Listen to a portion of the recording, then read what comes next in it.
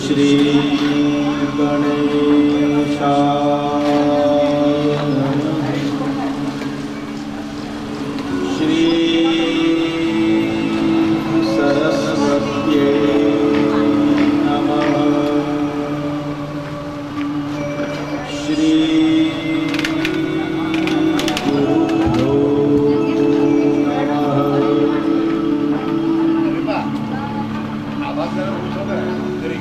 वक्रतुण्ड महाकाय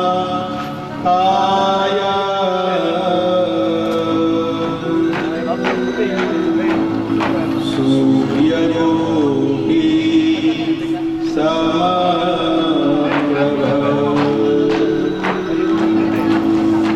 निर्विघ्नं कुरु मे देवा।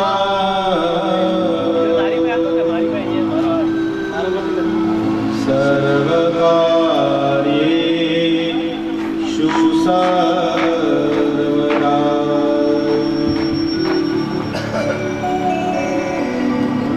गुरुर्ब्रह्मा गुरुर्विष्णु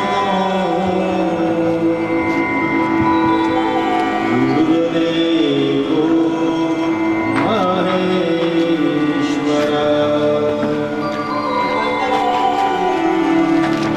गुरुर्साक्षात्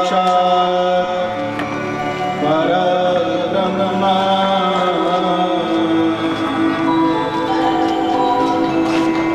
तस्मै श्री गुरवे नमः।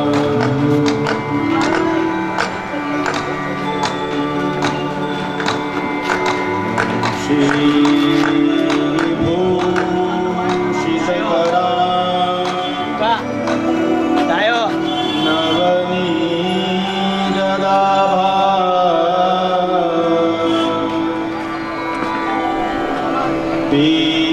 पीताम्बरा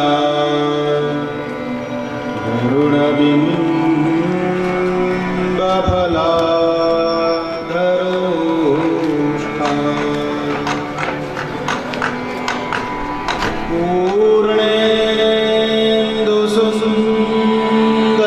पूर्णेन्दुसुन्दरमुखात् अरविन्दनेत्रा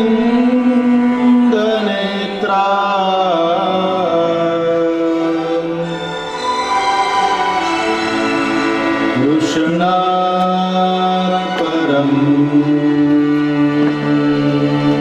किमपि तत्त्वमहं न जाने।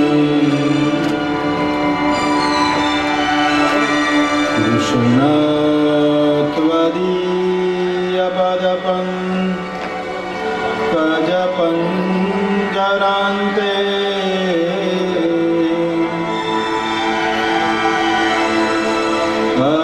अद्यैव मे विशतु मानसराजहंस।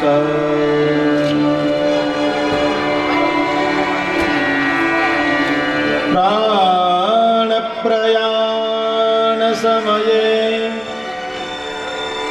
कफवातपित्ते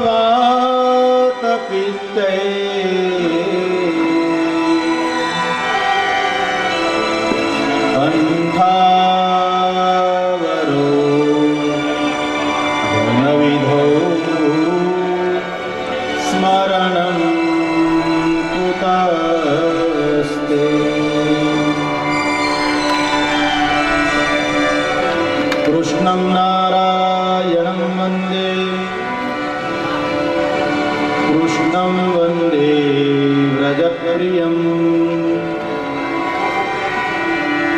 कृष्णं वैपायनं वन्दे कृष्णं वन्दे पृथासुतम् बोलिए बाल कृष्ण लाल की जय। श्री गोवर्धन नाथ की जय। श्री द्वारिकाधीश की जय। श्री रणछोड़राय की जय। श्री सद्गुरु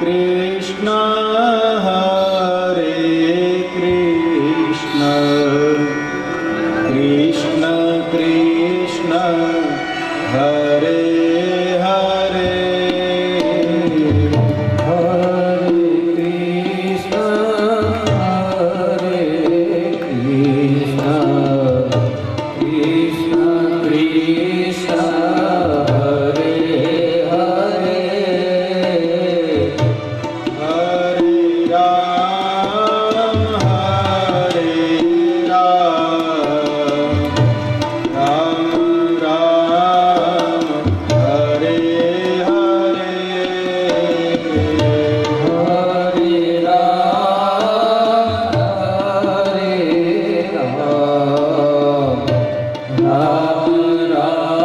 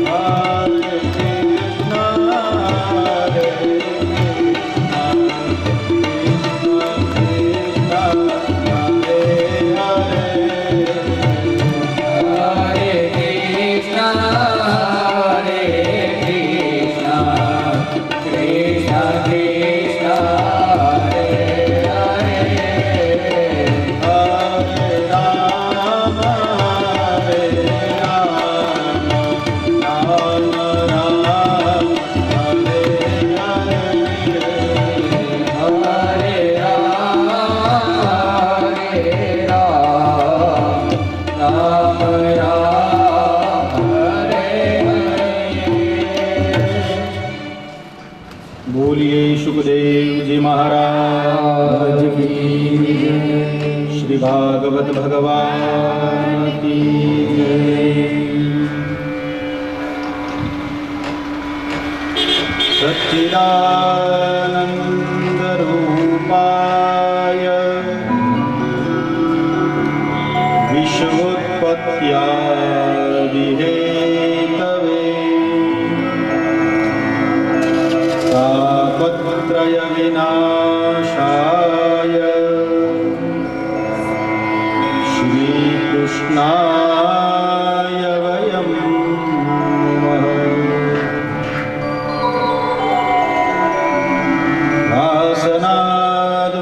वासनाद्वासुदेवस्य वासितं भुवनत्रयं सर्वभूतनिवासोऽसि श्रीवासुदेव नमोऽस्तुते। बोलिए कृष्ण कन्हैया लाल की जय।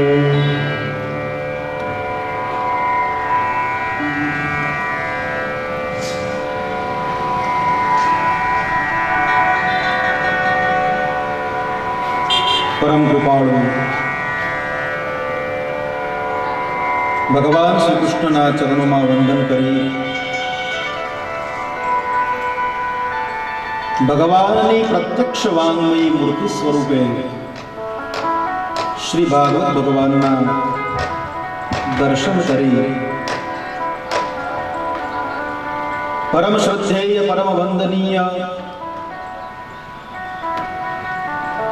सद्ज्ञान निष्ठ एवं समर्थ सद्गुरु पूज्य श्री जानी दादाना चरणों में वंदन करी श्रीमद्भागवत सप्ताह ज्ञान यज्ञ महोत्सवना तृतीय दिवसना मंगल प्रारंभ करिए। जगतनी उत्पत्ति स्थिति अने लयनु जे कारण स्वरूप छे एवा परम तत्व परमात्मा जेनु नाम जेनु धाम અને જેની લીલાનું જ્યાં વર્ણન કરવામાં આવ્યું છે એવા શ્રીમદ ભાગવતમાં આપણે બધા ભગીરથની જેમ ગંગાજીને ઉતારીને જ્ઞાન રૂપી ગંગામાં પવિત્ર બનવાનો પ્રયાસ કરીએ।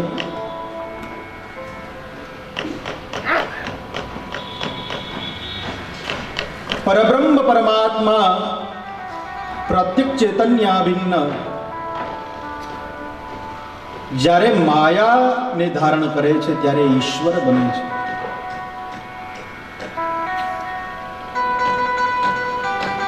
અને ઈશ્વર જ્યારે અવતાર ધારણ કરીને પૃથ્વી ઉપર આવે ત્યારે ભગવાન બને છે।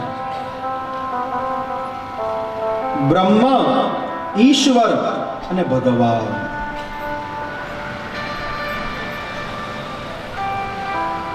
લોક કલ્યાણ હિત માટે ધર્મ વેદ બ્રાહ્મણ ગાયની રક્ષા કરવા માટે ઈશ્વર મનુષ્યનો દેહ ધારણ કરી અને પૃથ્વી ઉપર અવતાર ધારણ કરે છે।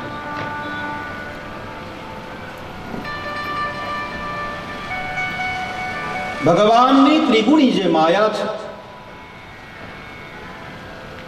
સત્વ રજ અને તમ સત્વગુણથી બ્રહ્મા સત્વગુણથી ભગવાન વિષ્ણુ રજોગુણથી ભગવાન બ્રહ્મા અને તમોગુણથી ભગવાન મહેશ।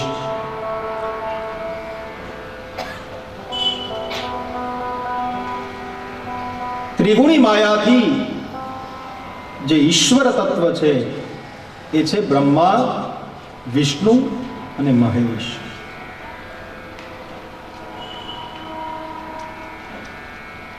બ્રહ્મા શું કરે છે તો કે ઉત્પત્તિ કરે છે। જગતનું સર્જન કરે છે અને સર્જન કર્યા પછી એનું પાલન કરે છે ભગવાન વિષ્ણુ.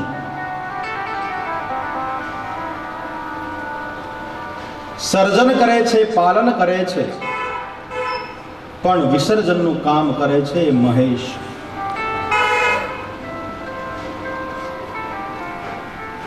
ઇંગ્લિશમાં એક શબ્દ છે ગોડ. GOD એટલે ગોડ. ગોડ એટલે ભગવાન. જેની પાસે ધન હોય એને ધનવાન કહેવાય, જેની પાસે વિદ્યા હોય એને વિદ્વાન કહેવાય, એમ જેની પાસે ભગ છે એને ભગવાન કહેવાય.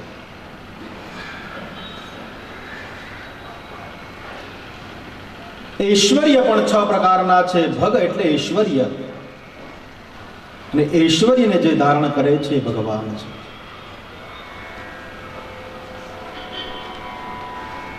જી એટલે જનરેટર, ઉત્પન્ન કરનાર બ્રહ્મા. ઓ ફોર ઓપરેટર, પાલન પોષણ કરનાર, રક્ષણ કરનાર ભગવાન વિષ્ણુ. અને ડી ફોર ડિસ્ટ્રોયર, સંહાર કરનાર, લય કરનાર ભગવાન શિવ, મહેશ. બ્રહ્મા, વિષ્ણુ અને મહેશ આ 3 પરમાત્માના અંશ રૂપે ઈશ્વર તરીકે માયાને ધારણ કરી છે. અને જ્યારે ઈશ્વર અવતાર ધારણ કરે છે ત્યારે વરાહના રૂપમાં આવે છે, કપિલના રૂપમાં આવે છે, વામનના રૂપમાં આવે છે, કૃષ્ણના રૂપમાં આવે છે અને રામના રૂપમાં આવે છે. શેના માટે અવતાર ધારણ કરે છે? કે અસુરોનો સંહાર કરવા માટે ભગવાન આવતા નથી.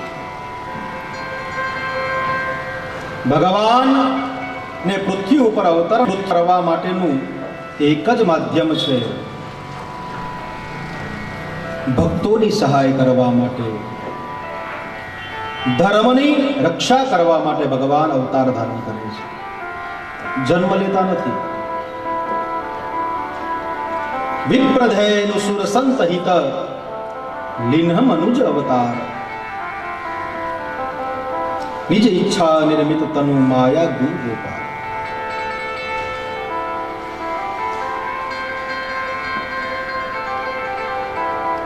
ઘણા લોકો એમ કહે કે ભગવાન અસુરોને મારવા માટે આવે છે. અસુરોને મારે છે, વાત સાચી છે, પણ માધ્યમ અસુરો નથી, રાક્ષસો નથી. એક